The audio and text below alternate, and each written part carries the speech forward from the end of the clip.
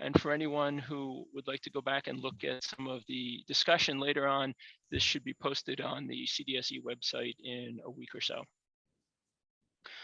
So the first of our panelists this afternoon is Jason Nightingale. Jason is the Assistant Director of Scouting and Analytics for the Buffalo Sabres Hockey Organization.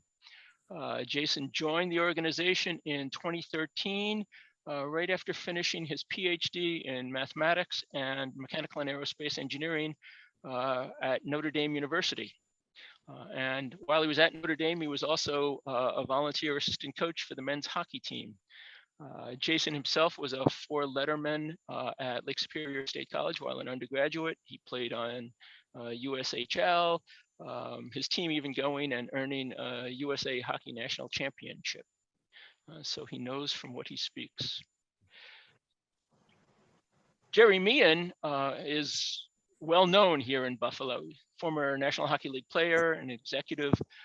Gerry played with 6 NHL teams over a 14-year professional playing career, including 5 years with the Buffalo Sabres. After retiring from the Sabres, after retiring from the NHL, Gerry earned his JD from UB's School of Law and then started practicing corporate and sports law himself. He returned to the Sabres organization in the front office, ultimately serving as associate counsel, general manager, and then executive vice president. He then returned to law, started a consulting practice, and in recent years, he's been working with startups engaged in internet-based delivery of sports and statistics and informatics. Our third panelist is Helen Drew, a professor in UB's School of Law and a graduate herself of the UB School of Law. Nellie's work has centered on sports law. She's been part of the legal team handling NHL transitions, such as the expansion agreements when San Jose and Tampa and Anaheim joined the league. She served as in-house counsel for the Niagara Frontier Hockey Association. So this afternoon, Jason, Gerry, and Nellie will lead a discussion on data in sports, topics ranging from individual performance to building a roster, contract negotiations, fan engagement, facilities, how to organize and run a team or a league. Audience questions are welcome. We ask you to write them questions in the chat. We've got a student assistant who will keep track of those questions and then relay them to the panelists. And with that, I'll turn it over to Nellie Drew. Thank you so much, Bruce, for the introduction and for the opportunity to participate in the panel. It is a pleasure to be with you here today. And so I know that typically to my fellow panelists, the question that I always get from students is, how do you get started in sports? And I know we all have different pathways there, so I'm going to start by pitching that one to Jason. And Jason, could you tell us your story? How did you end up where you are? Yes, thank you, Helen, and thank you, Bruce, and really appreciate the opportunity to be a part of the panel today, and looking forward to the conversation. And one of the things that I was excited about was sharing a little bit of my path, because as Bruce mentioned, I was a competitive hockey player. I grew up with a goal of to playing Division I hockey, and was able to realize that. But at the same time, I was always a good math student. I enjoyed physics, and I kind of kept my grades as high as I possibly could, not because I necessarily had a plan, but I knew that it was of value. And engineering, the Lake Superior, where I attended, had a good engineering school, and I was directed in that area. I got frustrated a few times. I thought to myself, I really want to play hockey. I'm not sure I want to be an engineer. I like math, and I like physics, and I probably made the comment a couple of times that I don't know if I'll ever use this stuff again. But as most of our lives work out, when I finished playing, my wife was very focused on school, and she was very focused on getting a PhD and teaching at a university level. And so I kind of tagged along, and because my grades I carried along, I was able to go to graduate school at Notre Dame, and we were really fortunate to have a good stipend. It was one of the best times of our life. I really enjoyed it. And so the whole time, I shifted gears to being really a professor. About halfway through, I started to coach high school hockey in the area. Enjoyed that. We played a prep school that was close by, and the prep school was recruiting coaches that also had higher education degrees. And so I found that was a good niche for me. I finished my PhD. I was able to coach, and that really kind of split both things. I was teaching physics, and I was coaching and started to work with the USA Hockey and coach at some of the higher levels of youth hockey. Started to feel like I really wanted to get into hockey full time, but just on the coaching. So I set my physics and then the math aside, went to Notre Dame, which is basically an entry level position into college hockey. Was a volunteer assistant. I did that for 2 years. At the end of the second year was the lockout year, 2012-13. The NHL teams weren't playing. A lot of GMs were coming around to watch players. There were a number of players drafted at Notre Dame, and data started to become prevalent in the NHL. And so I had this math and engineering background. I decided to try to work on a couple problems. I was able to show my work to several GMs, some important decision makers, and that led to several job interviews, including Buffalo. And eventually I was hired by Darcy Regier 8 years ago. And so for me, how did I end up in sports? Well, I had a passion for sports. It kind of went back and forth where I kept my grades up, not really knowing what I was going to do with that. But what it allowed was it to open doors for me to kind of do both, where I'm able to, obviously work with the Sabres and be involved in hockey, which I really have a passion for. I probably have more of a passion for hockey than I'd even do the math, but I love that the math and the data allows us to have a competitive advantage or to be able to compete in these new areas. So it wasn't the path I planned on, but looking back, a lot of things worked out to get me to this spot. Thank you for that. I have to say that piece, the competitive part, really resonates with me. It's amazing as a former athlete myself that, the ability to transform and pivot and bring that competitive spirit. In my case, it was deals, right? But it's an enjoyable aspect of being part of the sport that you love, isn't it? Yes. The team is really special to be a part of a team, for sure. Absolutely. And continuing that sort of team engagement is a huge part of the reason, I'm sure, why we both have a passion for what we do.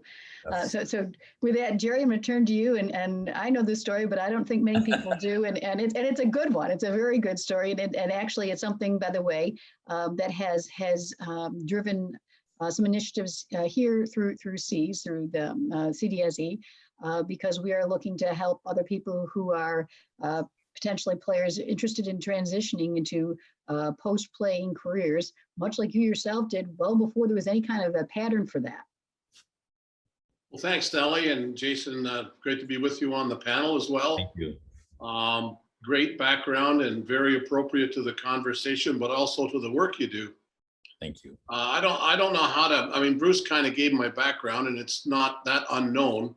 So I won't dwell an awful lot on that. We can deal with it if we need to, but I wanted to talk a little bit about why this whole program, not just the Center for the Advancement of Sport, but also how it applies within the world of athletics, especially former athletes who are looking to live the rest of their lives to some degree in an area of career development, enhancement, and enjoyment that fits their model as athletic personalities. I got started with UB several years ago doing courses, one of which was a sports agency. We're working on this course also, contract negotiation and arbitration.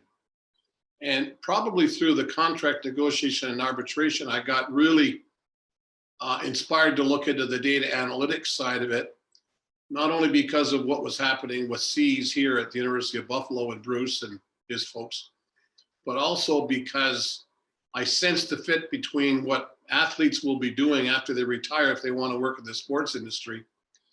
And as I prepared for these courses and so on, it became apparent to me that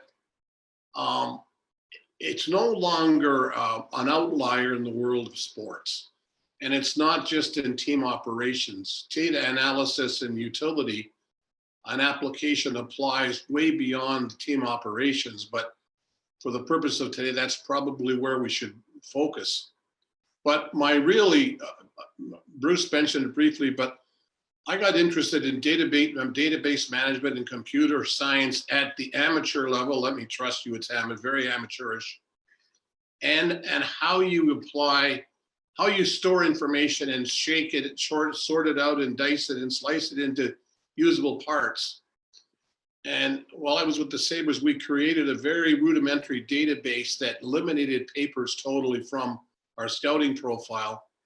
And we hired an individual whose sole job was to make sure all the paper information became stored in computer systems. That meant that we didn't have to go to the draft with binders and people lugging suitcases like other teams were doing. And other teams were moving in that direction too. But when I left the Sabres, I immediately started doing other things that required probably an ability to organize information, call it data, call it facts, of a sports nature through doing our team franchise evaluations of intangible assets, an electronic medical record system, sports information informatics programs that were sold to multiple leagues across Canada, the United States, and Europe. So all of a sudden it became this sideline for me. As part of a management team of an organization, I also got exposed to this component of it, which is basically, okay, we've got the information, we know where it needs to be used, turn it over to somebody who can shake it and slice it, pour it into the shaker and shake it up and blend it and bring it out for useful decision making. So that's kind of where I am right now. And with the support of Bruce and C's and computer data science folks, I see this link between sports law, sports management, and data analysis as a fundamental concept, but also not only for the academic reasons, but because it's important for working in the industry today. So that's kind of my background and where I'm at on this, and happy to be with you all on the panel. Thank you so very much, Gerry. So my background is linked to Gerry's. I came out of University of Buffalo School of Law not long after Gerry did, but while I was there, I was fortunate to have had some of the same professors that Gerry had. And of course, I guess this is what drives the passion I have for teaching, because if you care, if you do it right, I really believe you can have a tremendous impact on somebody's life for the better. And Gerry and I both were fortunate enough to have Fred Konevsky and Diane Avery, husband and wife team, as our professors. So I had them my first year of law school, and they knew that I was very interested in sports law. And they said, you know, Gerry Meehan just graduated from here. You should reach out to him. So I did, cold. And people, I'm going to date myself here. This is 1986, I think. There were no women in sports, period, none. And I mean, there was as few women in sports as I think there was data being generated effectively and used. How's that? So we kind of were hand in hand there. And I reached out to Gerry and asked if he would be kind enough to sponsor me on an independent study that I was going to be doing with the two professors on alternative dispute resolution in the NHL. And Gerry, with no reason to do so, said, sure. And we had a very interesting year. I learned a tremendous amount. And then in the process of doing so, Gerry introduced me to the Knoxes, to Bob Swados, who also became one of my mentors. And ultimately, I ended up joining the firm that Gerry had just left as he joined the Sabres, Cohen Swados. And my very first sports law case involved a player named Rick Martin and his lawsuit against the Buffalo Sabres for something that we had to use data to disprove. It was a summary judgment motion. And if you can imagine the basis of my entire argument, I worked with Larry Kerman, Gerry, our good friend Larry, on this brief that I had so much fun. I was compiling statistics, hockey statistics, to prove that Rick Martin was one of the greatest players the Sabres had ever seen. And why would they ever, in creation, intentionally try to injure someone who put that many pucks in the net? They just wouldn't do it. So I had so much fun. I wrote an ode to Rick Martin as a summary judgment brief. I suspect it was the most fun reading that judge's clerk ever had. And we won. And I was hooked if I hadn't been before. And we went from there. And so I was fortunate to move forward and do work with the Sabres, with the National Hockey League, as was mentioned, and then eventually went in-house the Sabres. And some of my most interesting experiences with data, I want to pitch this to both Gerry and to Jason, and I saw Don losing the call here somewhere, but I remember sitting in a room with Gerry and Don and Craig, and I'm trying to build legal arguments, and I'm saying, okay, well, who are the comparables? Who are the comparable players? And they're just drawing them out of their heads, okay? And at this point in time, the NHL was trying to create a database. Remember the database, Gerry? Yes, And it was, forgive me, useless. It was clunky, it would crash, and then you've got a very finite period of time where we're trying to put together these briefs, and how the heck are you supposed to do that when you don't have a credible data source? So the question I'm going to pose to you, Jason, is, obviously we've come along beyond that, but there are still opportunities and concerns for problems when data is either used out of context or maybe perhaps is considered to be bad data. And I'm sure, I know there are sports agents in the crowd here who will have some information, I'm sure, as to the extent to which certain data should be used. We had interesting discussions because at that point in time, plus minus was a brand new thing. So Jason, what do you think? Yeah, I think you bring up a great point. I think that the longer you work, or just even as you start to work with hockey data or data in general, you realize there's just as much an opportunity to fail as there is to succeed, and maybe even more so. And I would say a large portion of my time is spent vetting out different metrics, different data sources. And even when you vet out the data source, exactly what you said is that those data sources can be clunky. They can come to us in a different way than what we would anticipate. And so there has to be a constant monitoring to make sure that what we're getting is what we think it is. And so, I don't know if that problem is going away, and I think it's actually getting to be even more challenging because the volume of data that we're seeing, we have, I would say, three major data sources. The first, of course, is the NHL and the information they track with their off-ice officials. And that's an important data source because that one is used by the league for arbitration. So we need to know that. We also have outside data sources, third parties that we purchase and most teams purchase. And again, that data has to be vetted out. And oftentimes those companies are very good at providing volumes of data across many different leagues, but what they typically are short on as analysts to vet it out. So they just kind of throw it all at you. And so, we need to check the quality of the content. And then the last one is proprietary data that we are generating in-house. Typically that's the smallest set of data, but yeah, all three can be, you have to stay and you learn. And, we've had multiple engineers intern with us. And one of the reasons why I've tried, and part of it is my own familiarity with engineers, but they're used to double checking their work. And, that's when you're working with data, you quickly learn, especially when you're making recommendations and important ones, to double check to make sure what you think is what you're getting is what you're getting. And Gerry, if you can speak to that a little bit, again, we were working initially with data that was challenging to manipulate at times. And there was always a concern going into that arbitration room.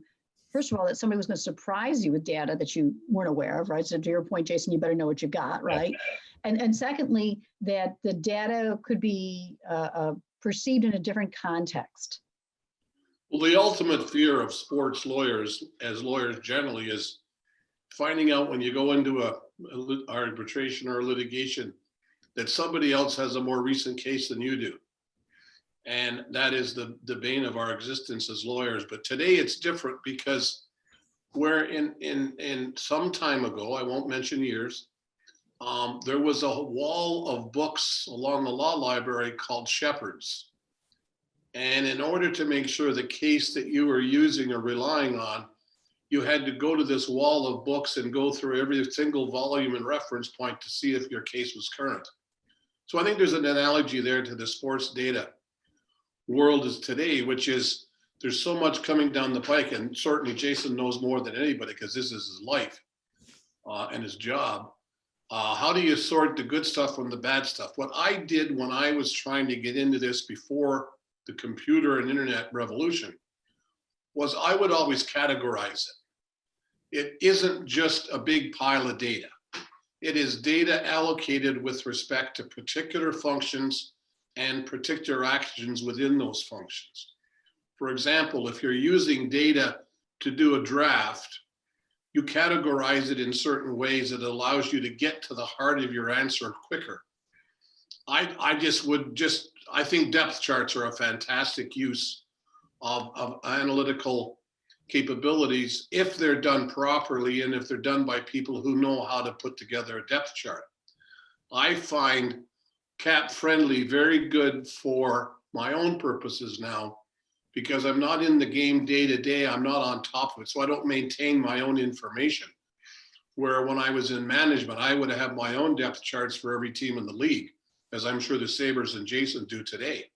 Yeah. I think that's the start. It's categorizing and organizing your information in a way that allows you to make the early decision, which is this is the right data to use. For example, if you're preparing for an arbitration, number one, you can't use data in the arbitration or inform evidence that is not allowed within the system. So you have to know, first of all, what you can deal with. You can't go into an arbitration using statistics that are not accepted as relevant within the arbitration process, which means that you're going to get thrown out of that room figuratively, if not actually, by the arbitrator, because he's going to say, you don't know what you're doing. You're in the wrong place. Creates a bad scene, and then it jeopardizes your client or your player's situation. So I think that's important. And from there on, once you've got, again, I go back to one of the things Jason said, it's really important that you bring in the people who know what category the data should be put in. For example, a hockey guy will know that you don't compare a left winger with a right defenseman for an arbitration case. And if somebody who's not familiar with those differentiations, they might go to a website and look at this screen across and look at comparisons and look at Fenwick and Corsi and expected goals and PDO and all this different stuff. And it may or may not distinguish between the two, but a defenseman role is so different than the left wingers that it's essentially important to understand the difference, which is where the scouts and the hockey experts come in and say, no, that's not where we're going. We're going to go here. So if I can ask the question, Jason, at this point in time, are there statistics that you consider to be more problematic than others? Yeah, yes. I think that we have, like I said before, we have a process where we vet out different stats, and I think this wouldn't be a surprise. Is the couple things is that we look at is one is, and because we're buying data, is it accurate? Is it what we think they're saying it is? And even if it is accurate, does that data repeat? That means if I grab a particular statistic on a player over a 10-game segment, what does that tell me about a future 10-game segment? And so there's that test that the statistic needs to pass. And then even if something repeats, it still has to correlate to ultimately to winning and or offense or something that we can put a value to. So are there statistics that are out there that are an accurate description that don't repeat? Yes. Are there statistics out there that are an accurate description that repeat but really don't relate to anything that's meaningful? Yes. And those are the ones we try to stay away from when we're taking action. And the third category are statistics that are that they're an accurate description of what's happening. They are repeatable, and they do predict something meaningful, like winning or goal scoring or preventing goals. And those are the ones we really focus. And the trick is really as new data sources come. Take for example the new NHL player and puck tracking data. Is at what point do we have confidence to act on this information? And when it's a new data source, what is our benchmark? So what are we comparing it to? And and then there's all just the practical side of it. I think one of our early games, I was putting together a report for our coaching staff on just the workload that our players were experiencing. And when I was interacting with the API, it just went blank. And so that what I didn't realize at the time, that the arena had a power outage. So I mean, so that there are all kinds. So it's interesting. There's definitely statistics that are less useful. It's really important to know that and to stay away from them. There's ones that are really important, and you have to stick to, and then you have to vet out new things that are coming. And so those are kind of the, that's the typically, the cycle that we go through. So when you are working with various types of statistics for different types of players, do you tend to recognize that there are limitations upon the value of those statistics for certain players in certain contexts? That's a great, so the strength of analytics, I think, and I think it's true of hockey, I think it's certainly true of soccer, similar dynamic fluid sports, is we're really good at identifying events. And of course, engineers, you'd appreciate, they would appreciate this, you're putting an artificial structure onto the game.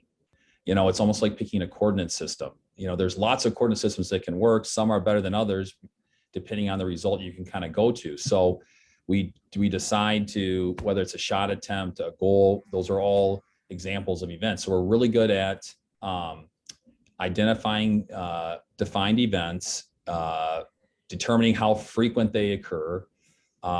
We're good at knowing when that happens, when that event happens, who's involved in the event.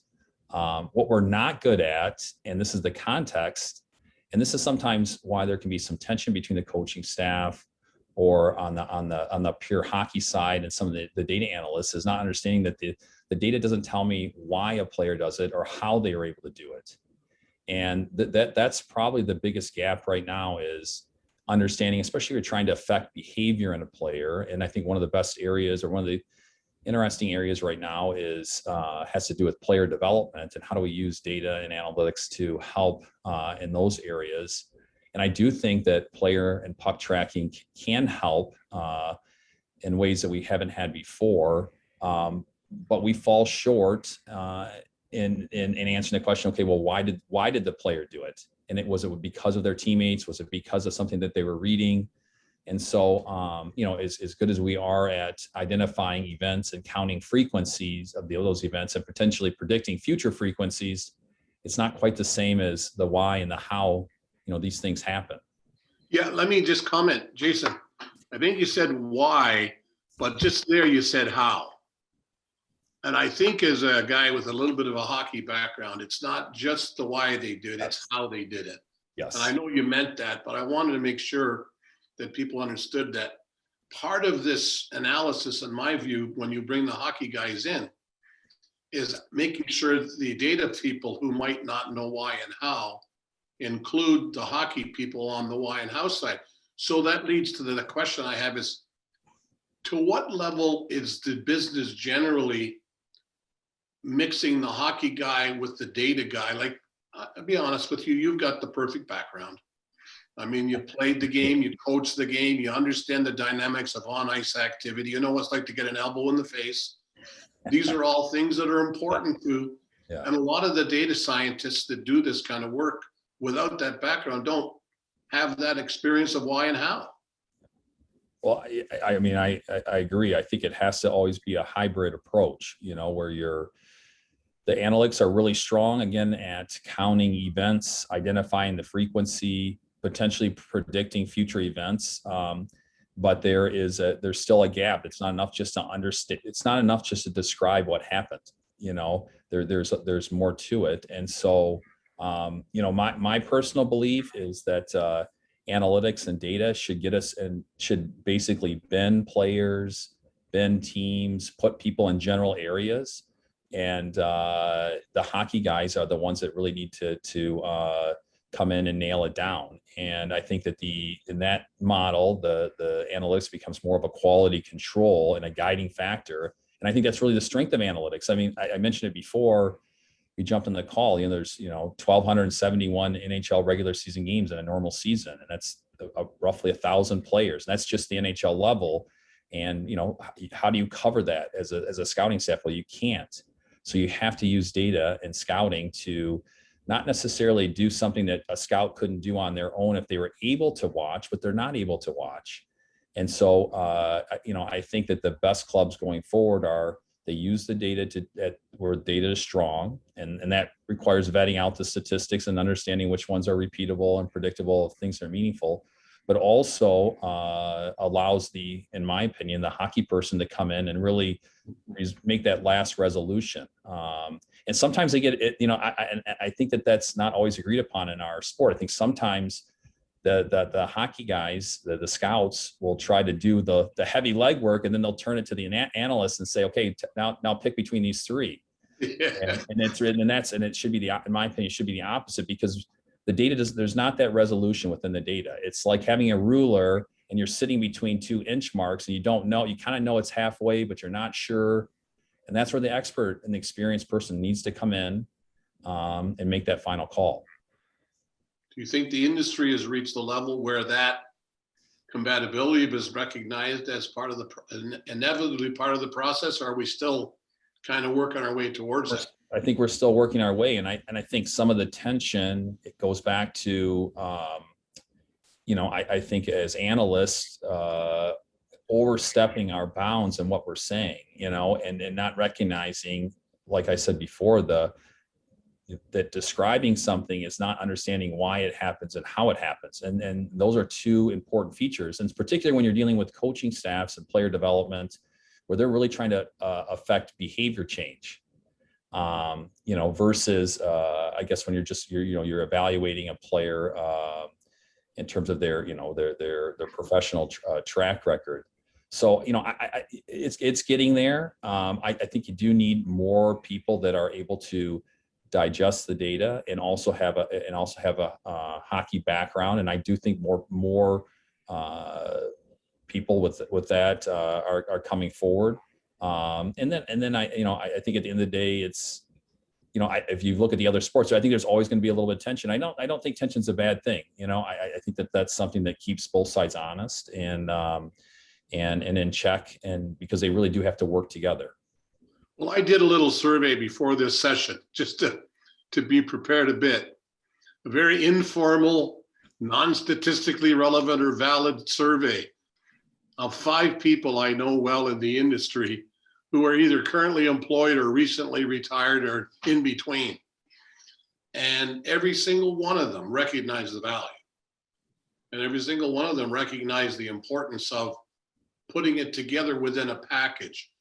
But the view seemed to be generally that it's one of the elements of our decision-making, and depending upon the organization at varying levels of importance. But the 5 areas were direct scouting, personal interviews with players and coaches, video scouting, traditional statistics for the old school people, and sports analytics for the newer school or the blend. And that all got tossed into the mix. Yeah. And I can't speak to who or what would say one is more important than the other. Yeah. But they were all recognized as essential components of player evaluation model. Well, I think when you're doing a player evaluation, it's no different than working on an engineering problem. You want to come at it from several different angles, and when you can solve that same problem from 3 different ways or 3 different approaches, and those approaches can be somewhat independent, you have a much higher confidence in the outcome that the results you're arriving at. And I think that's the opportunity is each of those areas that you mentioned have some independence. And when you're evaluating a player, if we all agree, I think that is, that tells us something. If we're all in disagreement, then we know we need to continue the conversation. But that can only take place if we maintain our independence. If before our meeting, I'm on the phone with the scout, and they are taking the data and going and bringing that versus we need the scout's expert opinion. I mean, that's critical, and because I think it provides an independent perspective on the player. So yes, they all work together, and I think that's when an organization is really thriving, that each of those areas are strong. If I could ask a question here along the same lines, this is sort of taking us down another road I want to talk about, which has to do with biometrics and wearables. And from my perspective, that's one of the most fascinating parts of the utilization of data in sports, because the legal implications are phenomenal, as I'm sure you can understand. But one of the questions I have is, and this is to both of you, in terms of identifying important aspects of player performance through data and building rosters that work.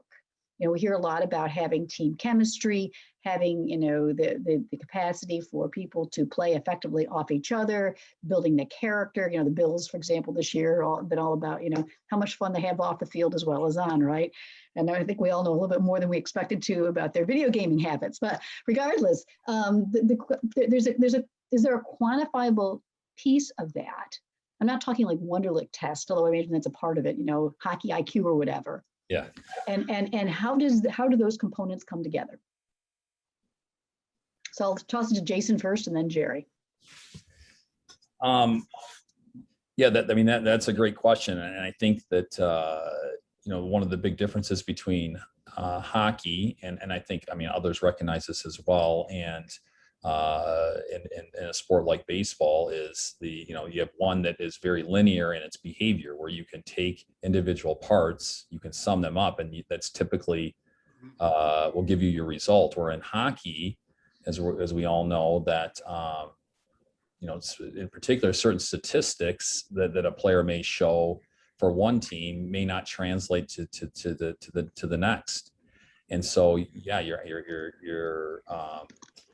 you have to be aware of that. And I think further, you know, you have this issue of collinearity, where you have players that spend a lot of time together. And so is it Sidney Crosby or is it his line mates? And if we trade for one of his line mates, are they going to have the same production that they had playing along Crosby?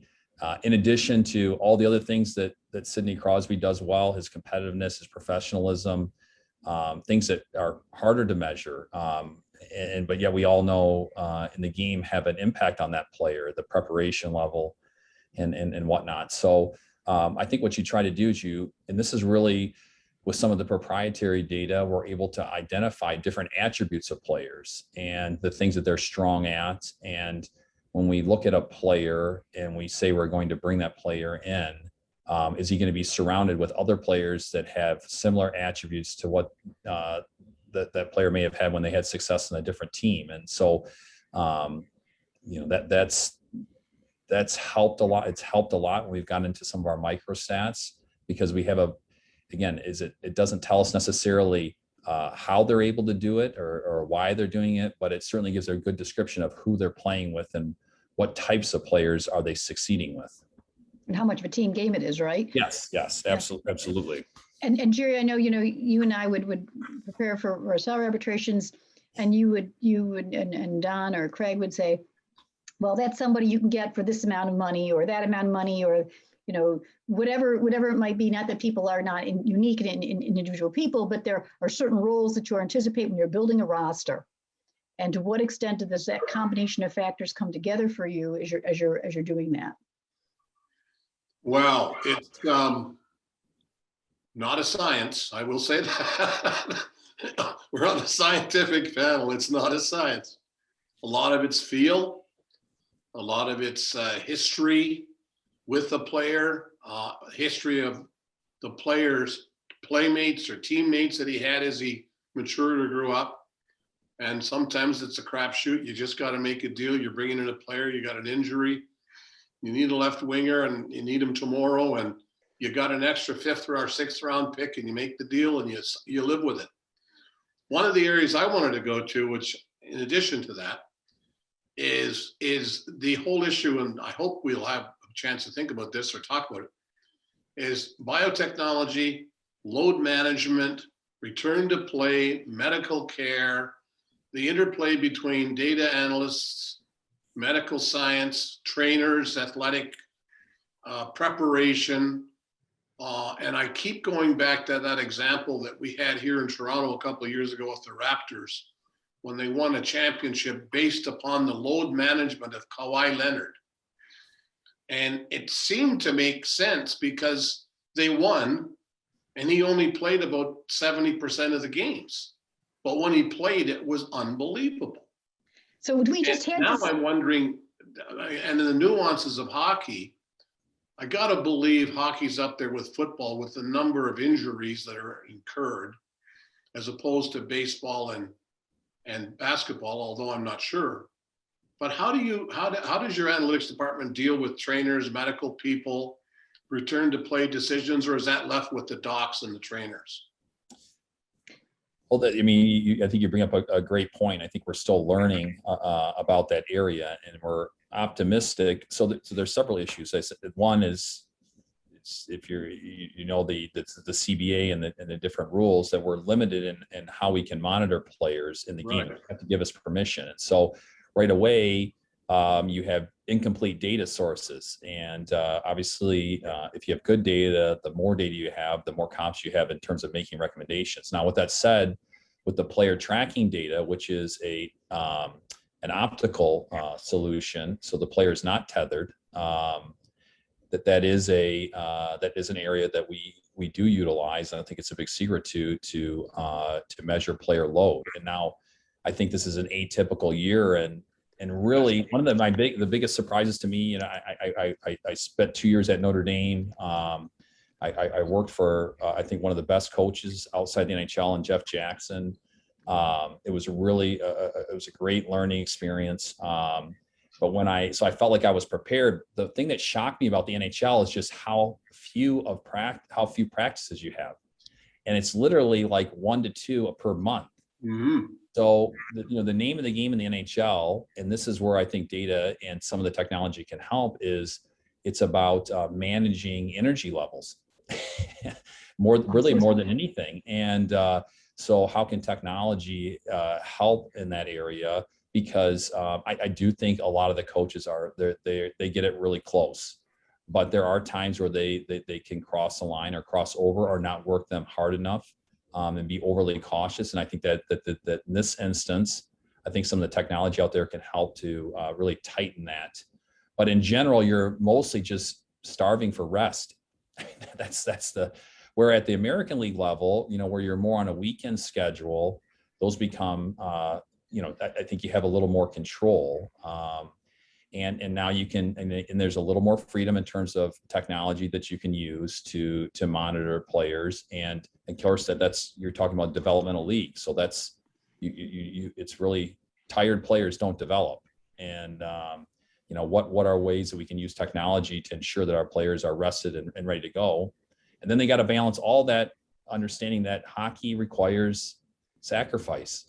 And whether you're playing as a squirt or in the NHL, it is a competitive sport with a physical dimension, and it's not easy. And everybody that's played that understands there's a sacrifice component. So how do you manage that side where you think you've given all you can? The data says you're overworked, but then how do you find that next gear? And oftentimes players do. And so, what truly are the limits of our players? And that's a big open question as well. Well, especially with the length of the season. And this sort of leads into a little bit the conversation we had as we were getting ready to open the chat or open up the webinar, which was that whole debate about the 2 goalie system versus the 1 goalie system, but especially in a COVID shortened season, right? And how you manage that. And so that also not just about roster construction, but roster management, especially right now, I presume. Can you speak a little bit about that? Do you have a preference as to the 2 goalie system or the 1 goalie system, or what are your thoughts on that, Jason? It depends on the goalie you have. If you have Dominic Hasek, I think I'm a favorite of a 1 goalie system. So it was a fun time. So yeah, so I mean, I think the default position is that you want to spread out the workload, and that again, I think players. I mean, there's a balance of timing. But in general, you want them to feel fresh when they're ready to compete. And what you're trying to do, if you go with that model, is you don't want to drop off between your two goalies. And as Gerry said, sometimes that's not 100% of your control. Sometimes you have a starter and a young guy emerges, and all of a sudden now you have two capable players. And given a salary cap and other restrictions, it's hard to maintain that. And goalies are competitive and they want to be the starter. So, I think it can work both ways. But I think the default and the goal in general for most clubs is to have two capable players, not just for when they're healthy, but also to protect against injury. And it is a critical position. And it's one of those spots where you really know it when you have someone that's not capable of playing at that level.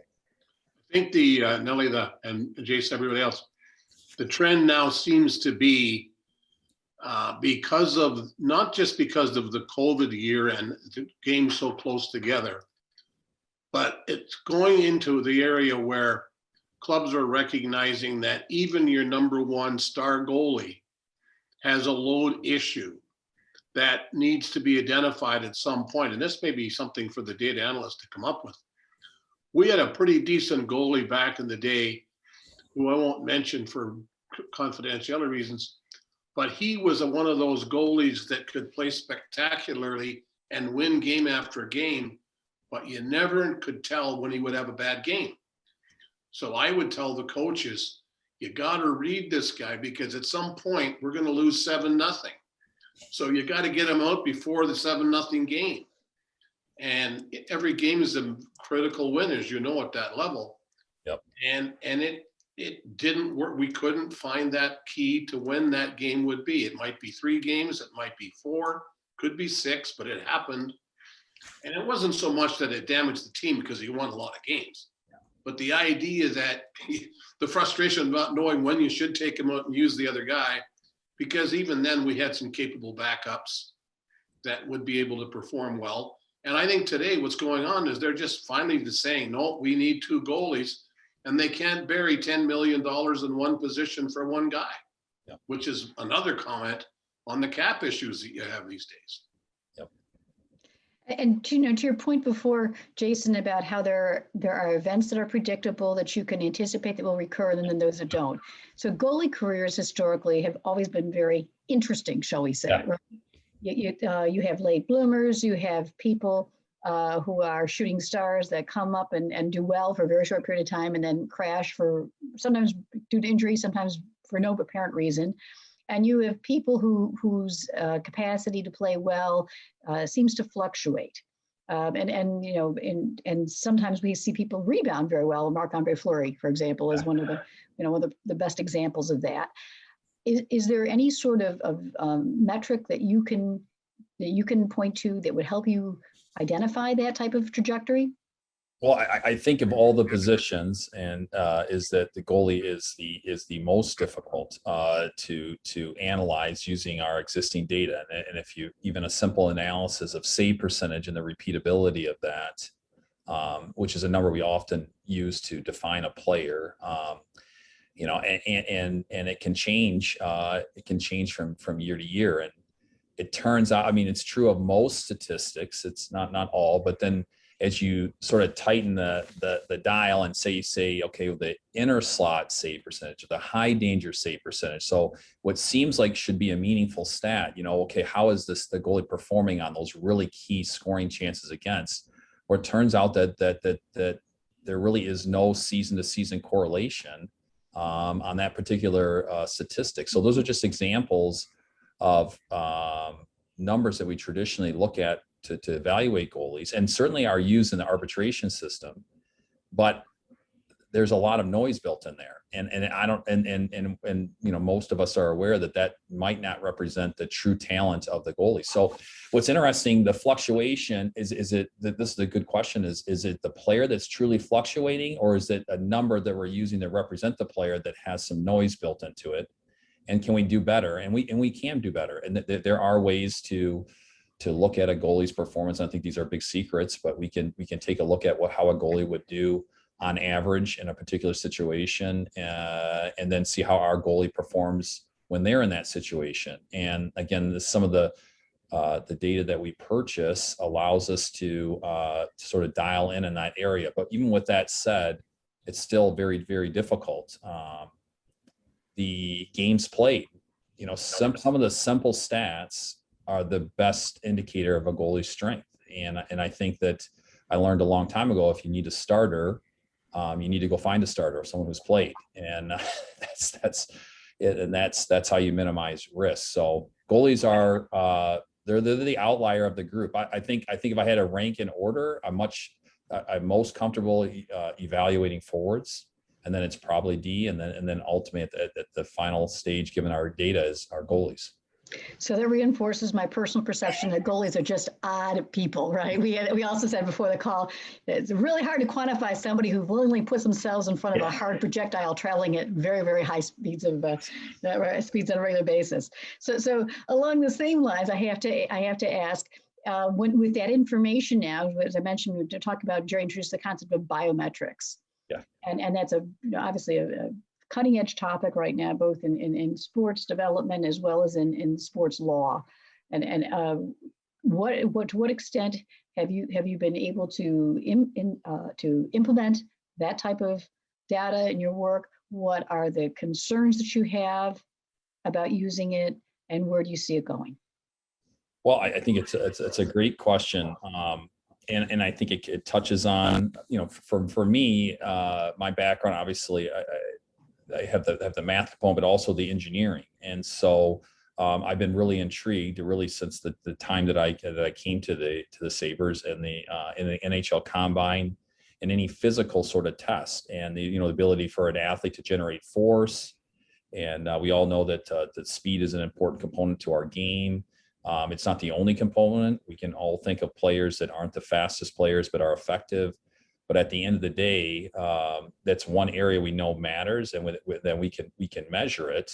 But there are so we've explored different ways to do that. There's some interesting restrictions with the NHL. For example, the Combine, they don't get the players on the ice, unlike the NFL Combine. So we have to use basically proxies, off ice tests to approximate what we would say is most likely the case for a player when they are on the ice. And obviously we try to marry that with what the scouts are seeing. So from a performance perspective, I've spent a lot of time in that area. In terms of injuries and assessing, how effective are we at preventing injuries? I mean, that's been really tricky because of HIPAA, because of the limited access that we've had to data, and that really hasn't changed. Now we can apply abstract theories. I'm sure you're this whole issue with the workload is this ratio of acute versus chronic. So the chronic meaning what is the player's workload over the last month, and how does that compare to the acute workload, which is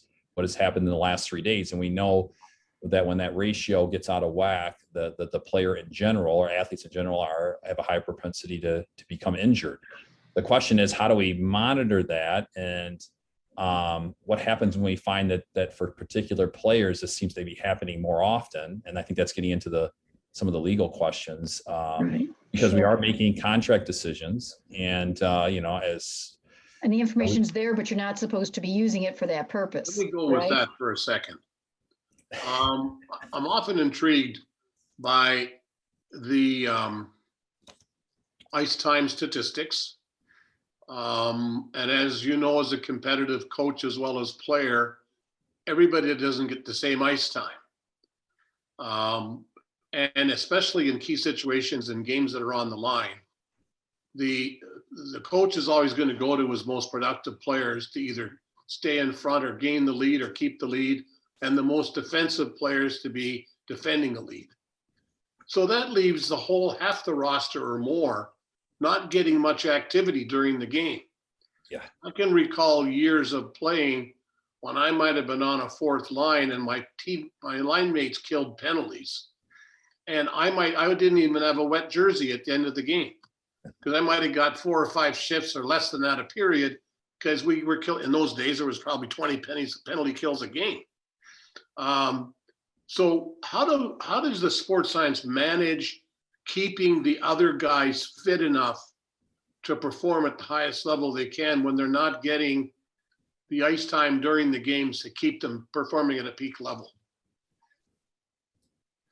Well, I think exactly like you said, that they're monitoring, among other things. I think ice time as one indicator. I think that we all know that not every shift is equal, and that there can be, we try to resolve that, and I think the player and puck tracking data can help to try to to resolve, what exactly is their workload within the game. And then I think they have a benchmark where they're trying to get that player to maintain a certain level of fitness. And so they do train, after the game. And they, that's fairly common, I think, not just with our team, but with all teams. And then they also, I think that dictates some of the workload that they'll go through the next day. The truth is, it's not as fresh on my mind because of COVID and because of playing so frequent. That's right. It's really about rest. And, then that's right now, that's what our guys across the league are craving. And, but you bring up excellent points. How do you, not everyone gets the same amount of workload. And then the opposite is true, that the guys that are under heavy workload, they need more rest. Okay. That you just opened the door. Yeah. It's been said in many circles, and I've had talks about this. Our young players today, meaning in the development level, get more practice time than they do play time. Play time is what I call individual skill development in a game setting. Picture yourself as a young man in Indiana, and the pond in your neighborhood is frozen. And all of a sudden your pals come by and say, let's go play. So you grab the shovel and clean off the ice, and you clean it up and you play for 2 or 3 hours. And the whole goal in that pond hockey is you get the puck and keep it from somebody else. Yeah. And at some point we've lost that element on our kids' development. And I thought maybe you'd have some thoughts on that, because this is your background. You're a development guy. Yeah, I don't know if someone planted this question, but this is an area I have a tremendous amount of passion for. So in addition, I maintain my my passion for coaching by coaching youth hockey. And I coach all 4 of my kids, and I really enjoy designing the practice and taking what we know at the NHL level. And I'm going to get to exactly what you're saying. And saying, okay, what's the best way to develop a player? And, I think it can change a little bit depending on the age of the player. But one of the areas that, if anyone has interest, I would highly recommend looking at is it's called ecological approach to skill acquisition. And the basic premise of this is that the best way to develop skill is to develop it in the environment in which that player lives. And to give that player repeated exposure, prolonged exposure to that game environment. And this is where, when it comes to player development, I think Seth Appert actually in Rochester is doing an outstanding job with this, is something called small area games. And when I first finished playing and got into coaching, I think, I don't know if anybody loves buzzwords, but it was a little bit of a buzzword, and I tried to ignore it. But then I started to take a look, and especially over COVID here, and met with some leading people in the area of skill development. And they kind of got me onto this. But the idea is exactly what you're saying, is is there value practicing a particular skill apart from the information that's going to dictate to the player when they're going to use this skill. And it turns out that the most current science says there needs to be a really close coupling between the information sources that a player will experience and that decision making of action, that actual motor skill of, why do I pull the puck to my backhand? Because another player's in the way, I need to shield it, or I need to protect it, or I need to get away from a defender, versus pulling my puck to my backhand because there's a cone in the way. And so, I think soccer is far ahead of hockey. And I think that if you look at the history of training in soccer, you'll see that that we lag behind them for about 10 years. And some of the best soccer clubs in Europe, and then, if you're not familiar, the European clubs are developing, starting with 9-10-year-old players. They're developing pros. They don't have a draft system like we have, and so this is big business. The best way to develop a 9 to 12-year-old is to play small area games. And it's exactly to your point. Go back a little bit to a time when we had what was called the NHL Russia series. We were playing the Soviets back in the 80s. I forget what year it was. And obviously all of our staff and everybody's going down to watch them practice before the game. And the coach, Soviet coach, I forget if it was Tikhonov, I think it was Tikhonov, came out and he said to the arena crew, we need 2 more nets. And the arena crew looked at him funny. He says, 2 more nets? He said, no, 2 more nets. So they put 2 more nets out, and they took the nets and they put a net on the boards on each side in each end zone. And 4 units played a full hockey game inside the blue lines. Wow. And that was their 4 game. And one of the most amazing things about the Russians, some of you will remember a guy named Mogilny and Bure and Fedorov and those guys, not to mention the older guys, they were incredibly skilled with the puck in close to their feet. So because they were used to protecting it from somebody who was steps away, not yards away. Yeah. And this goes to what you're saying. And I always thought pond hockey was kind of the same thing. Small ponds, small areas. Yeah, I think that it's amazing that I think that was the instinct of a lot of people that spend their life in the game, that they understood the value of it. And I think just now that the science is coming alongside saying, they basically, you're right, that, and you know, this is a separate issue, but there is a huge push within youth hockey on skill coaches, and there's a financial incentive. And but the question is that the best way to develop a player? And it still has a place, but there's a major caution, and this actually it has to do with nonlinear behavior, and this idea that there are certain things you can't simplify all the way down, that there's a unit and you can't break it down any farther. And the argument is that player cannot be separated from their environment, that Pavel Datsyuk, the genius of Pavel Datsyuk, cannot be appreciated apart from a NHL game. If I walked in to scout him in a skill session, I would have no idea of the true genius of that player. So then why would we expect our players to develop apart from that environment? So I think there's some really, it does have to do with some really cool math. Not the nonlinearity, complexity theory, things of that nature. But what I really like about it is it touches into exactly what you're saying, Gerry, and I agree. And it's nice to have the science behind what I think a lot of us feel in general when we're watching players. And that's the challenge when a player comes to Rochester. The question is, does that player need to learn to stick handle faster? Do they really need to get stronger, or they need to learn to brace themselves earlier? And is it their ability to, in my opinion, I think it has more to do with their ability to interact with a new set of information, meaning they have to make decisions faster, they have to brace earlier, they got to lean on their stick harder. That's one of the most common things when guys are going up levels, is you need to be stronger on your stick. Now, they don't mean you need to get into the weight room and literally lift more weight, but you need to be able to respond to the environment faster and put pressure on your stick quicker and harder so that you don't get stripped. Does that resonate with you, Gerry? That's exactly, I just recall, I don't want to be historical about this, but I think one of the great observations I had of today's hockey is the creation of an American-based talent pool that is richer than it's been in the history of the game. And I'm intrigued by whether that's because of the emphasis on the National Junior Development Program, more kids playing in different areas. The good athletes are now playing hockey, not football. What do you find?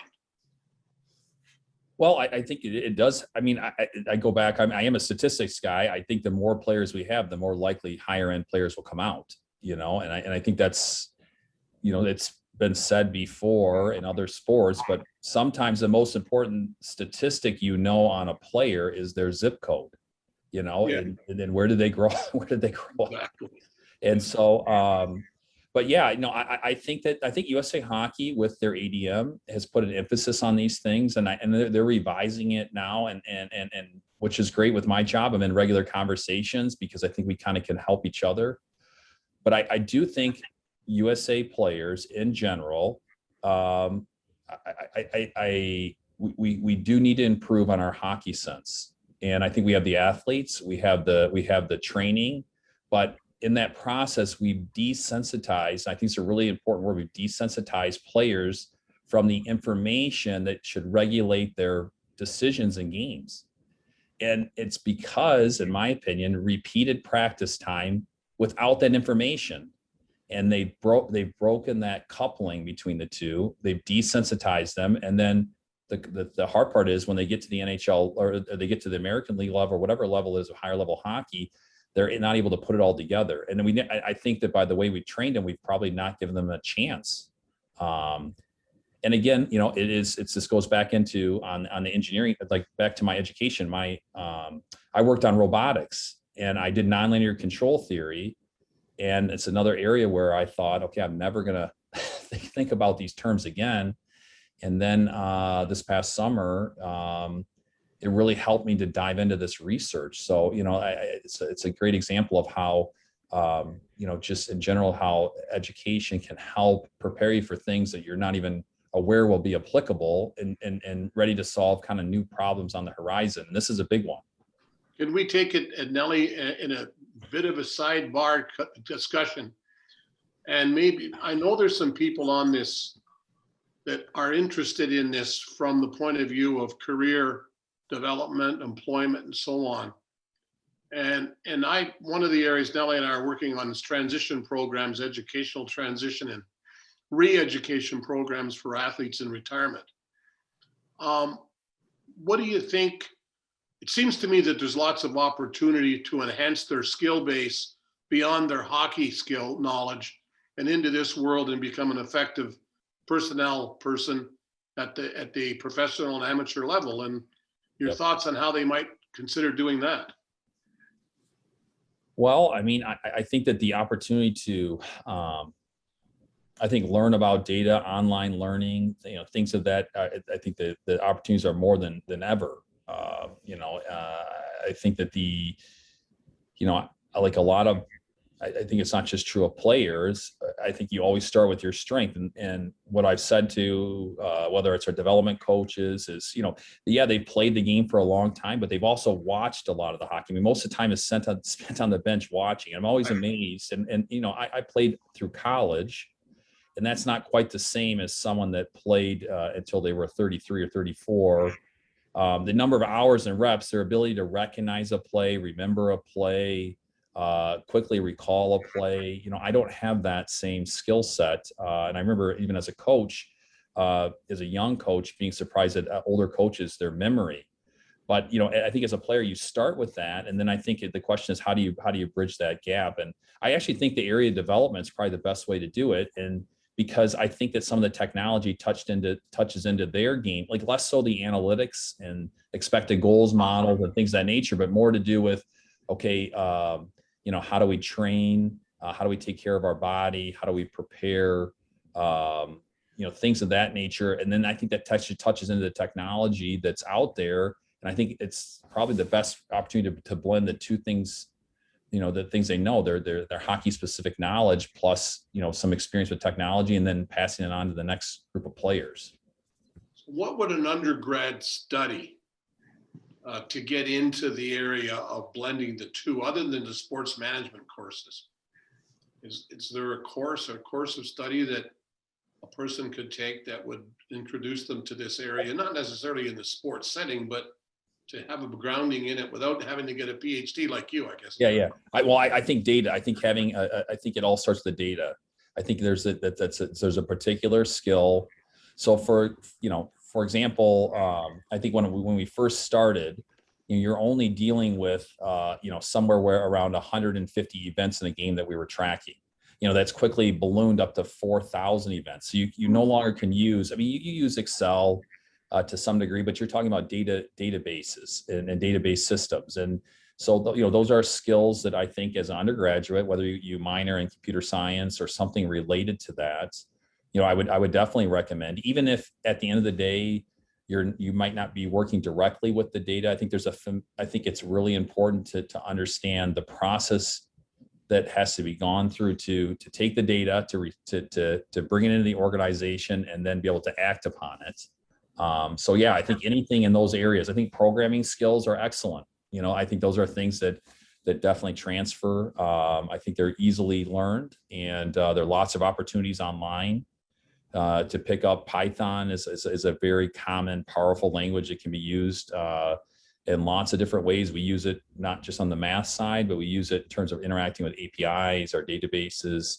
I run scripts every day in those particular areas. So yeah, I think a combination of database management and then programming. Nellie, should we get to some questions from the audience? Yeah, we will in just a second. But before we go there, I just want to pitch one of my own, if you don't mind.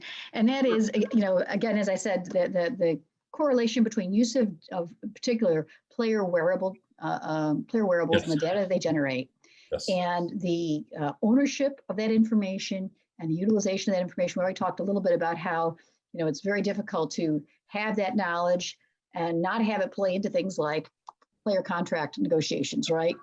Have you had any sense, from the league, from the teams that you interact with, where it is anticipated in the future we're going to be going with that? I can envision, we got the puck now, where we can eventually, we'll get to the point where we can track, and Ristolainen hits a 90-mile-an-hour shot that goes up on the board, right? Yeah. But there's also going to be the potential for people betting on, did he exceed 90 miles an hour with that shot or not, right? Or if it's over 90 miles an hour, is the opposing goalie going to stop it? That type of thing. Yes. What have you been hearing about the sort of the coming wave? What's going to be happening in that area? Well, I think you can take a look in Europe, where those things are already happening, where they've already had the player puck tracking and betting. And we're in conversations with those companies as well, and we keep a good pulse on them. I mean, the interesting thing, when COVID broke out, that was one of the first. USA Hockey produced a study, and it was with a Finnish group, and I was a part of the connecting the two, where they had already had on record, multiple years of player tracking, so they knew exactly how much time players spent within 6 feet of each other. And they were able to come up with some rough guidelines in terms of how dangerous is it to be on the ice in a particular, and they had it actually at the youth level as well. So I think Europe is farther ahead. I think in particular Finland, there's some really good technology, some really strong companies in that area.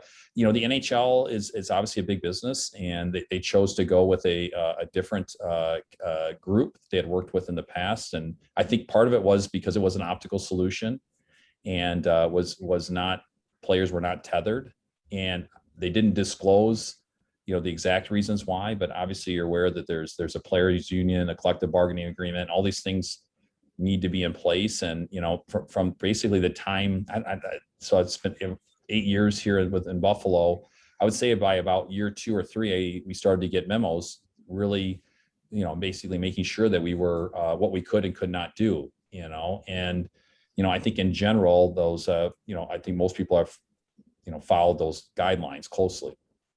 Well, I can see all kinds of potential there. Gerry, yes. I know Gerry and I working with particular goalie who, again, whose name will not mention, but who typically was not at his peak level performance until a few months into the season. And I can anticipate, right, if you've got somebody wearing the wearable technology and you're particularly measuring their aerobic capacity or whatever, that might become a factor in terms of how you address that, right? Well, and I think it's no secret that players, certain aspects of a player decline as they age. And it's one thing to say that in general, it's another thing to put an instrumentation on the player and to say, yes, they're declining. And then now you're into a contract situation and you're wondering, okay, well, how bad does that fall off? And so, that I don't think we're at that point yet, but we're not far away. Not far off, no. We're not far off, exactly. And I think that GMs, that is the sharp guys, that's on their mind all the time. Sure. There's a very real correlation there, right? In terms of, what as we were just saying before with Gerry, in terms of the value of the player on your roster. What's the value of that player's contract on your roster for the return you're getting on that investment, and how you can project what's going to happen with that investment over time, right? Yes. And we know they degrade. We know that players in general, beyond an age, again, you just have the general age curves that after 29 years of age, the typical player starts to see a decline. And the question is, can we monitor that? What is that decline? It has to be physical, that there's something that is changing. And instead of just correlating it with age, can we come up with things that are more causal? And I think that's the opportunity that's there from a club's perspective. Or I think there's also opportunity from the player's perspective to say that's not declining, that I'm not like the average person. And I've showed, these statistics. So I think there's actually opportunity both in the player and on the club side, if we can come to an agreement on how to use that technology. That makes a lot of sense. So we have a bunch of questions, I believe, in the chat. So I'm going to ask our support group here to step up and give us some of the questions coming out of the chat, if we could. Yes. So a quick follow-up of what you just said. Is that why players are getting larger contracts on their second contract rather than getting big money on their third contract, because you're paying younger players more, knowing that they'd age quicker? Well, I think in general, the contracts that players are awarded are because of contracts that are already existing in the system. I don't know, it's especially early on in a player's career, outside of, when they become an unrestricted free agent. I mean, the arbitration system really dictates that.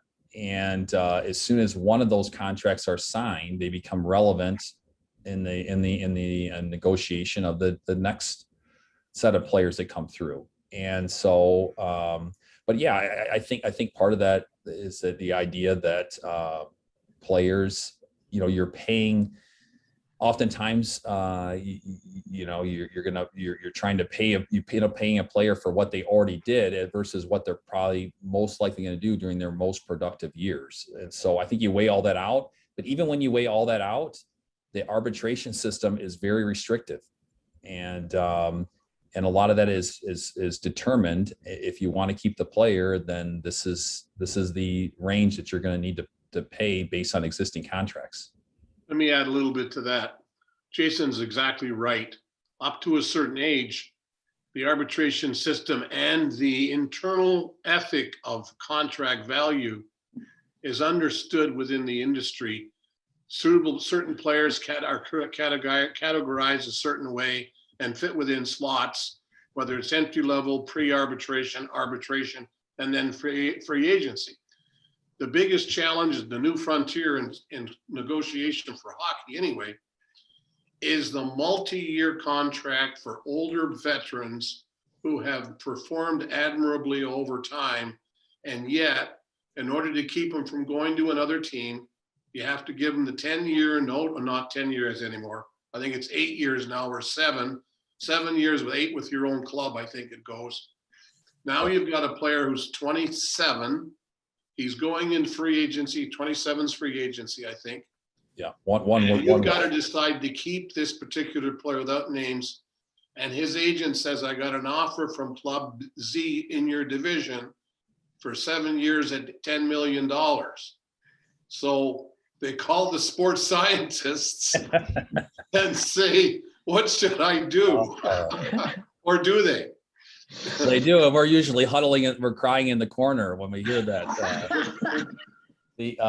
So it comes back to, I mean, this. Or we try to avoid eye contact, or turn my phone off. That's the worst scenario. Yeah, but at least at another time, I shall say, there was no such thing as 7-8 year contracts.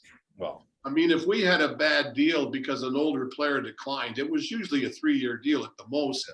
And his first year was pretty productive. Yeah. I can give you several examples, but I won't. But it's the second year and the third year that you only had to concern yourself with. Yeah. Many times you either traded the older player because some other club needed him for a short period of time, or you just bought him out at the end of his second year, or you gave him a job as a scout. And now you've got these 8-year contracts with no trades and salary cap. I mean, it's a nightmare. Well, I mean, as you know, there's risk in all these decisions. The outcomes are not deterministic. there is an unknown, and then there's competing motivations. As we all know, certain teams are willing to overpay now or overpay in the future to win now. And if it takes a 5-year deal on a player when they really would rather give them 2. Having gone through it a few times, usually you know when you're sick to your stomach and they're sick to their stomach, you probably are at the right point. And it's interesting because for all the data you end up doing, you do start to get pretty dialed in, to what a player's most likely going to get. You still go through the process, you still slice it several different ways. And I think term, maybe really term is the big one that the club and the player, I think, can still manage. The arbitration system really limits the award amount, or sets the boundaries. It basically sets the constraint. It's a big constraint in that problem. Even though the number of players going into arbitration now is substantially less than it used to be, right? But isn't that actually go through to see the arbitrator? Yes. And isn't that in part still because is a dominant factor? It's still a dominant factor. Yeah. Right, but that's in part because you can crunch the numbers and pretty much predict where they're going to fall, and so can the agent on the other side. And that's really that's a big portion of our time is spent doing exactly that. And then you have to make the decision. It is, and then you'll see players even at the trade deadline moved because the club feels like the ARB award will be too high. And we've dealt with that before, the Sabres and multiple teams. Now this might be a little bit different with COVID, but when you see a player move that has term left that seems to be producing at a pretty good level, there's a high chance that player is falling into a ARB category that the team's not ready to pay, and then the players move for a different asset. I could ask a question just following up on that. One of the choices that we would always work through when determining whether it made sense to go through a particular arbitration case was there some sort of factor in that case that we could not easily assign a dollar value to? Are there any such intangibles anymore that you have that you feel a little less comfortable saying, yes, these are the numbers and I'm absolutely sure that this is where this person belongs? Well, I think again, to some degree, the arbitration system, you basically can put the player in that range where they fall within that range, and your comfort level of paying the player. I think those things come into play for sure. And maybe you're not comfortable and you decide to walk away or and to move on. So yes, I think that those pieces are always there, but I think we, like every good analyst, and our cap guy is very good at Buffalo. It's all about doing your homework. So those are the finishing touches, but you still have to go through the process and do your homework and be ready to know exactly what that range is given a normal arbitrator. Fair enough. I believe we have some more questions in the chat, if I can. Yes. So this is year number 8 for you with the Sabres. Looking at the league as a whole, when you got into where you are now, do you see data being used more for player personnel decisions and tactical decisions? Yeah, that's a great question, and it has changed a lot over the last 8 years. When I was hired, so some of my PhD work was on monitoring a small 2-wheeled robot on a table, and there was a control algorithm where you were trying to take this robot from point A to point B, and there was a feedback loop with the camera. And so I had experience working with mapping between camera space and real time and tracking. And so when I was hired, Darcy Regier, that part of that was that they were convinced that 8 years ago we were getting player tracking. And so, I had part of that was in my background. Now it's taken 8 years for that to emerge. So, yes, it's changed dramatically. It's why, Gerry, when you ask the question about how do you prepare to, and if you say analytics, really it used to be, hey, who had interest in numbers? And it kind of was only a few people. Right. And they got into the NHL because they had a passion for the numbers. That's changed. I think now we need engineers. I always give the example when students call to say, like if you take Moog, for example, it's not enough to say you enjoy airplanes, that I like to be around jets. You need to have a degree, you need to be technically trained, and our data sets are large enough and the problems are sophisticated enough that you need to have a certain skill set to be able to address these problems. And not only the problems right now, but what we talk about, what's coming down the pipe. And I think that's what your education really helps you, is that you're not just a technician that can do this one thing. You're developing a set of problem solving skills to allow you to attack future problems. And then certainly, I think most clubs are looking for people that can help now and in the future. If I could ask you a follow-up question on that, Jason, are you seeing additional uses of analytics beyond just player development, player personnel choices, and like arena management, fan engagement? Are you seeing more of that now than you did when you first joined the club? I think absolutely. And I think they've even expanded that department within Pagula Sports and Entertainment.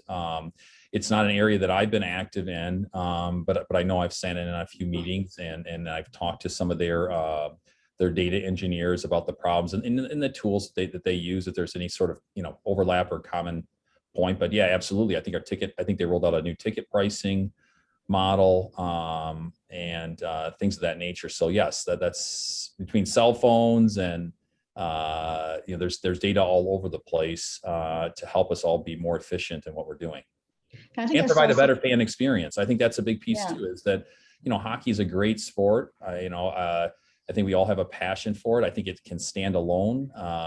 But at the same time, we realize that there are other things that people will appreciate. And, the sports betting, I mean, that's definitely on everyone's mind. And how do teams look forward, look into the future and integrate that into what they're doing? Again, like I think you can look to Europe as a model. So we're not starting from scratch, but yes, I think there's not a single area of our organization, from the hockey operations to the business operations, in which analytics can't have a positive impact.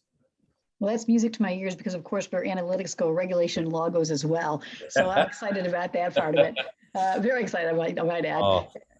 And it's, I think I saw that one of my least favorite sports franchises, the Patriots, have figured out a way using electronic ticketing to track, fan engagement inside the facility. We're not even going to go, I'm specifically choosing not to ask you the question about Tom Brady and analytics. Okay, we're not going there, just saying, okay? I hope you appreciate my restraint in that regard. I will, at some point, I do want to know about Nightshade, though, and his diet. That would be an interesting conversation. That's a different story. Anyhow, do we have any more wrap-up questions in the chat that we should be addressing? I can ask for. Yes, with the discussion on quantifying energy levels of players, would that make use of analytics in youth sports more difficult due to lack of maturity and understanding their energy limitations?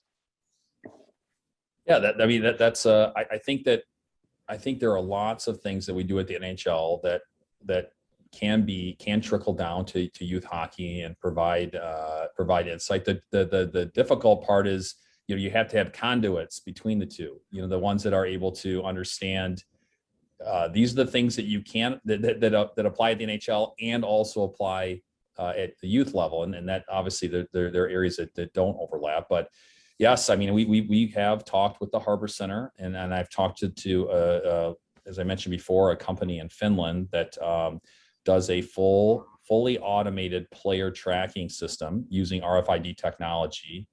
It's a cheap solution. They have both a game mode and a practice mode, and I do think there are insights, even though youth players are growing and developing and maturing, but just to understand either the work, and unfortunately, and Gerry, you could probably jump in, it might also be the lack of work that they're getting in practice. And it goes back to standing in line and all that good stuff. So I think it's it could be a little bit of a big brother, and I think that's what they're doing in Finland. I think they're monitoring coaches and saying, hey, how effective are you with your practice time with your group of 11 and 12-year-olds?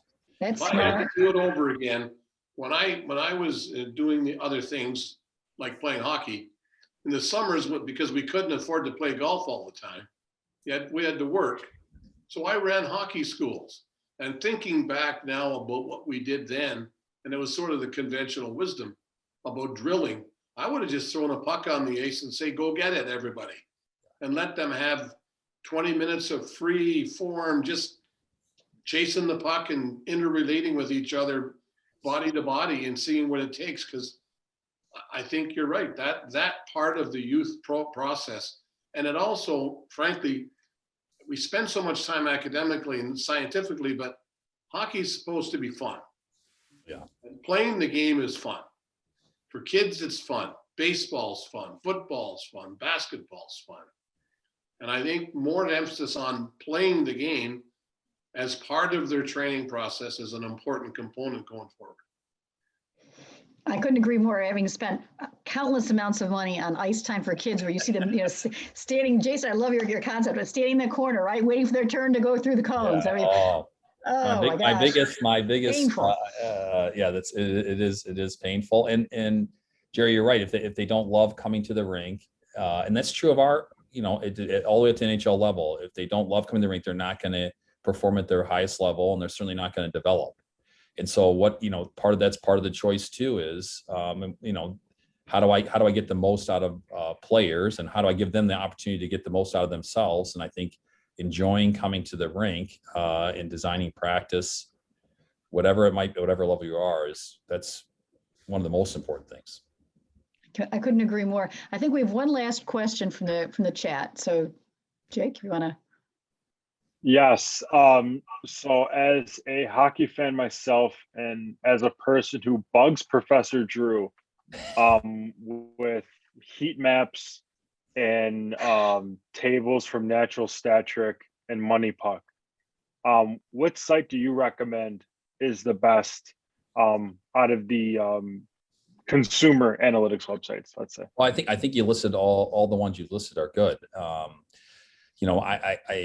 like, I think I mentioned this before, when approaching a problem or trying to understand, I like coming from several different angles. And I think, the one of the best stats out right now is expected goals. And if you're familiar with that, you realize it's a model. And so because there are different models that different websites use. And so from my perspective, I like to look at each of those and the lens they cast on the player. And then we have our own proprietary things. And so those become kind of good double checks for us. So yeah, I think you got, those are all great. And if I had to recommend one statistic to get to know, it'd be expected goals. Oh, okay. So that's your Moneyball statistic. Yeah, that's right. Opposed to on-base percentage. Okay, well that's right. Well, there we've got it from the master himself. I'll have to make sure I'm tracking that one. Although I have to say, just one last question, I guess, for me as a fan, as well as somebody who's been in the rink for a long time. If you are looking at hockey statistics relative to baseball or soccer or basketball, is your sense that they're less concrete in some respects? It just strikes me that hockey's in some respects more of a creative and less of a concrete game. Yes, I think that I'm not sure if the player shift would work in hockey. It's similar to in football. The defenders can't just stand in one area. The receiver will go to the other side, and then I'm sure the other guy, Gerry, would agree that basically on the ice you've got 5 quarterbacks, and they're all making quick decisions on where they're going to distribute the puck. I think hockey has those unique features, that it's dynamic, it's fluid, and things are changing. Now, with that said, there are patterns that do repeat, and I think what you're trying to do is you're trying to choose strategies and put players on the ice that over time are most likely to have success. And they might not work in that individual game, but over the course of the season, that's what you're trying to control for. That makes sense to me. Well, thank you so very much. It has been such a pleasure to speak with you and with Gerry. At this point in time, I'd like to hand it back to Dr. Bruce Pittman for the wrap up. Thanks, Nellie. And Jason, Gerry, thank you too. That was most enjoyable and a great deal of fun. Jason, thank you for making time. Gerry, we appreciate your getting on here. It was a great conversation. and a nice way to wrap up CDSE days. Thanks very much, guys. And to the audience, as I said, this recording ought to be available in about a week on the CDSE web pages. We thank you very much, Gerry, Jason, Nelly. Thanks a lot. It's a lot. And Good help. go Sabres. Go Sabres. thank I'm a you. homer. Yep. Go Sabres. Thanks, Jason. Good stuff. Thank you, Thank you. buddy. Thank Have you. a nice Take day, care, everyone. everybody. Thank you for joining us.